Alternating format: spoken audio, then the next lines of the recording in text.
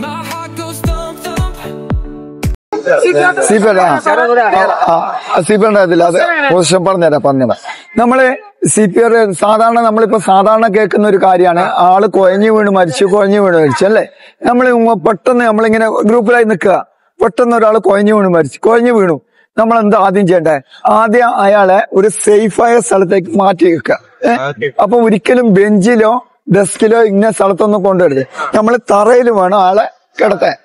തറയിൽ കിടത്തിയതിനു ശേഷം നമ്മൾ എന്ത് ചെയ്യുന്ന വെച്ചാൽ അയാളെ ഇങ്ങനെ തട്ടി വിളിക്കുക, ഏട്ടാ അല്ലെ ഏച്ചി എന്ന് വിളിക്കുക. ഇപ്പൊ ഞാൻ നിങ്ങൾ തട്ടി ഈ തട്ടെന്ന് വെച്ചാൽ ഇയാളെ ബോഡി മൊത്തം അറിയുന്നില്ല ആ തട്ടില്. അതാണ് ആ തട്ടിന്റെ ഉദ്ദേശം. തട്ട് കളിച്ചപ്പോ ചിലപ്പോ അയാൾ വല്ല ക്ഷീണം കൊണ്ടാറ്റം വീണാണെങ്കിൽ അയാൾ കണ്ണു തുറക്കും. ഇനി കണ്ണ് തുറന്നില്ലെങ്കിൽ നമ്മൾ അടുത്ത പരിപാടി എന്താന്ന് വെച്ചാല് നമ്മൾ ചെവി ഇയാളെ മൂക്കിനടുത്തേക്ക് ഇങ്ങനെ കൊണ്ടുവരിക. എന്നിട്ട് ഇങ്ങനെ വിഷൻ ഇങ്ങനെ ആക്കുക. ചെവി എന്തിനാ ഉണ്ടാകുന്ന വെച്ചാല് അയാൾ മൈന്യൂട്ട് ബ്രീത്തിങ് ഉണ്ടെങ്കിൽ നമുക്കത് മനസ്സിലാക്കാൻ പറ്റും.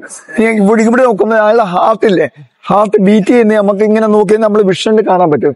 ഇത് രണ്ടും കാര്യം. മൂന്നാമത് നമ്മളെ പൾസ് നോക്കണം. പൾസ് തന്നെ കരോട്ടി പൾസ്. ഇതെങ്ങനെ വെച്ച് നോക്കി എല്ലാവരും ഇവിടെ ഉണ്ട് വെച്ച് നോക്കി.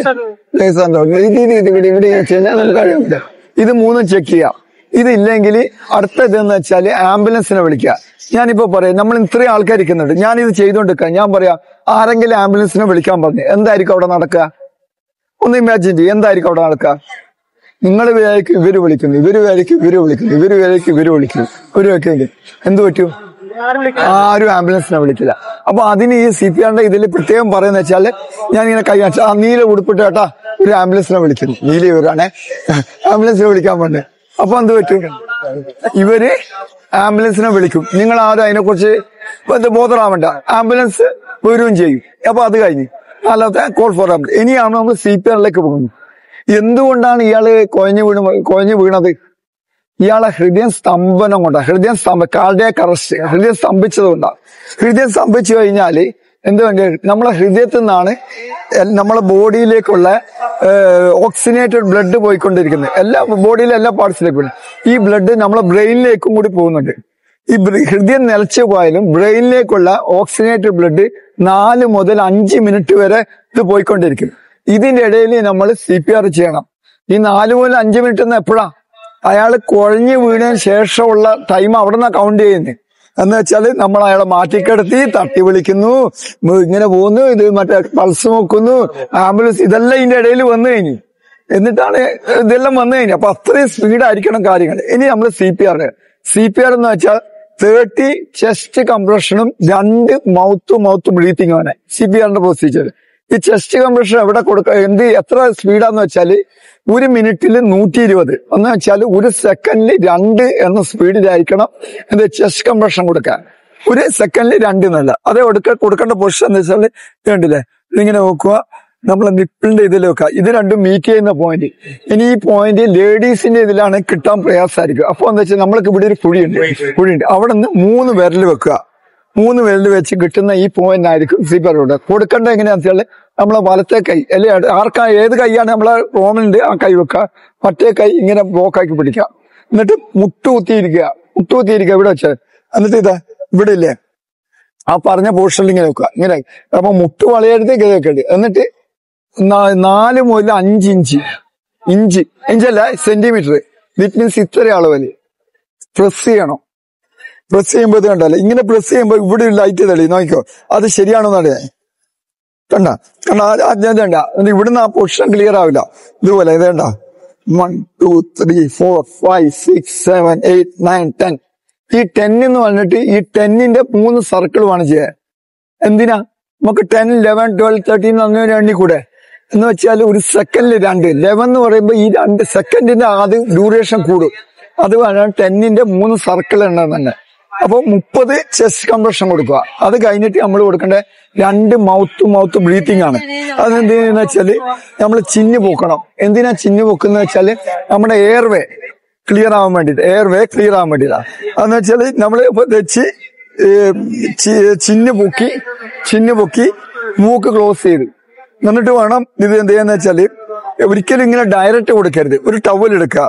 ടവൽ ഇങ്ങനെ ഇയാളെ ഇതിലേക്ക് ഇടുക. അല്ലെങ്കിൽ ഷാള എന്തായാലും മതി. അത് വെക്കുക, ചിന്നു വെക്കുക, മൂക്ക് ഇങ്ങനെ വെക്കുക. നിങ്ങൾ നോക്കി അതിന്റെ വ്യത്യാസം നോക്കുക. ഇത് കൊടുക്കാണ്, ഞാൻ ഇത് കൊടുക്കാം.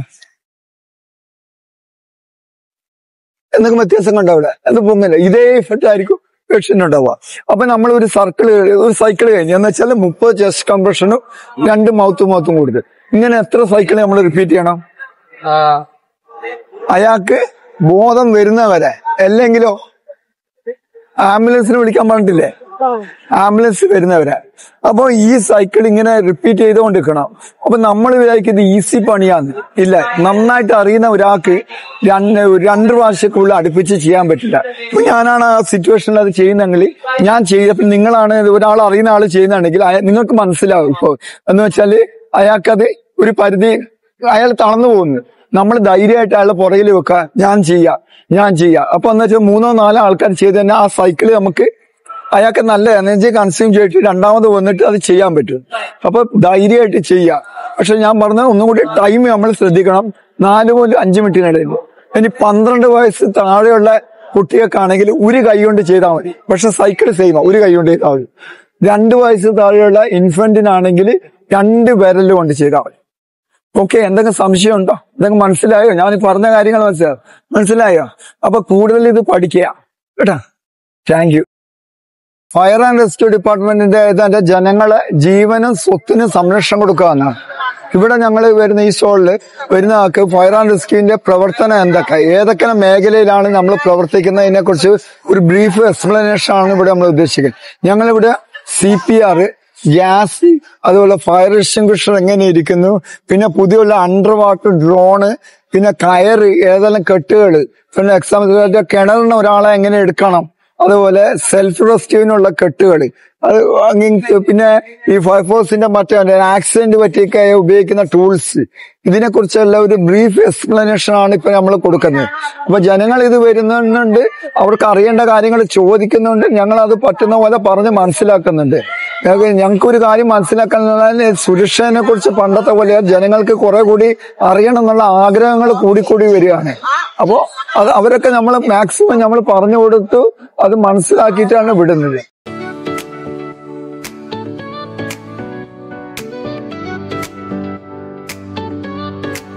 My